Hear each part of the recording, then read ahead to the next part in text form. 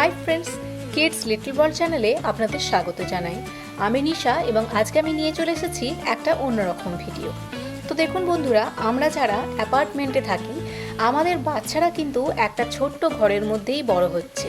তারা কিন্তু ইচ্ছে মতো বাইরে খেলতে যেতে পারে না। তাদের ইচ্ছে যখন হয় তারা কিন্তু একা একাই নিজেদের যা ইচ্ছা তাই করতে পারে না। একটা বদ্ধ ঘরের মধ্যেই তারা আস্তে আস্তে বড় হয়, সেখানেই তাদের সমস্ত জগৎ, তাদের খেলনা, পড়াশোনা সমস্ত কিছু ওই ছোট্ট ঘরটিকে কেন্দ্র করেই হয়।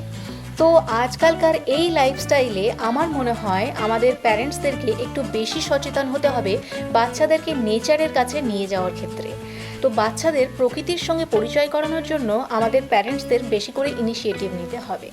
আমরা যখন ছোট ছিলাম, আমরা যারা গ্রামে বড় হয়েছি, আমাদেরকে প্রকৃতির সঙ্গে পরিচয় করানোর জন্য আলাদা করে কিছু করতে হতো না, বা আমাদের খেলাধুলাগুলোও মাটি, গাছপালা এসবকে কেন্দ্র করেই ছিল।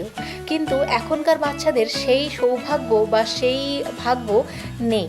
তো তাই তাদেরকে প্রকৃতি বা গাছপালা, ধুলোবালি এইসবের সঙ্গে পরিচয় করানোর জন্য আমাদেরকে স্পেশাল করে নিয়ে যেতে হয়। তো আমি দেখেছি আমার বাচ্চা ছাড়াও তার যে স্কুলের বন্ধুরা রয়েছে তারাও ইভেন জানে না যে বিভিন্ন রকম ফল গাছ থেকে আসে।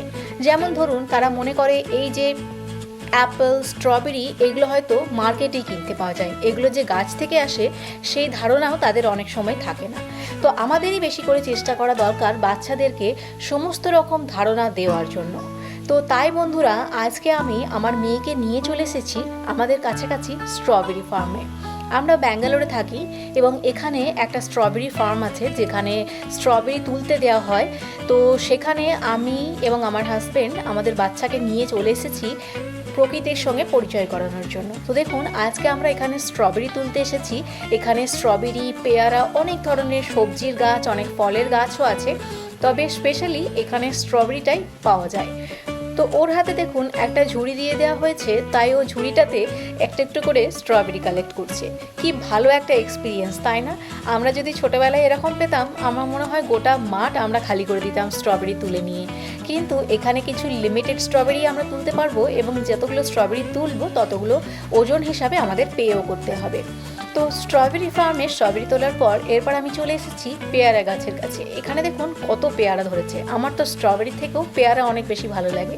অ্যান্ড আমার মেয়ে সামায়রা আজকে তো ভীষণই খুশি, এই ধরনের গাছে পেয়ারা ঝুলতে দেখছে এবং স্ট্রবেরি নিজে হাতে তুলছে। এটার যে একটা অন্যরকম এক্সপিরিয়েন্স। নট অনলি বাচ্চা, আমরা বড়রা যারা এখানে থাকি আমরাও কিন্তু এই ধরনের প্রকৃতির কাছে আসতে খুবই পছন্দ করি। আমার তো আজকে দারুণই লাগছে। তো আমার মেয়ে দেখুন নিজে হাতে এখানে পেয়ারা ছিঁড়ছে। আমাদের ছোটবেলায় পেয়ারা গাছ থেকে পেরে খাওয়াটা খুবই কমন ব্যাপার ছিল, কিন্তু এখানে সামায়রার ক্ষেত্রে একদমই অন্যরকম এক্সপিরিয়েন্স। এটা কিন্তু ওর ফার্স্ট টাইম গাছ থেকে পেয়ারা ছিঁড়ে খাওয়া। তো চলুন বন্ধুরা, আজকের এই ভিডিওটি আমি এখানেই শেষ করছি। আই হোপ আপনাদের আজকের এই ভিডিওটা ভালো লেগেছে। যদি ভালো লেগে থাকে তো অবশ্যই লাইক করবেন এবং কমেন্ট করে জানাবেন। আর এই ধরনের আরও মজার মজার ইনফরমেটিভ ভিডিও পেতে আমাদের চ্যানেলটিকে অবশ্যই সাবস্ক্রাইব করবেন। অসংখ্য ধন্যবাদ আজকের ভিডিওটি দেখার জন্য।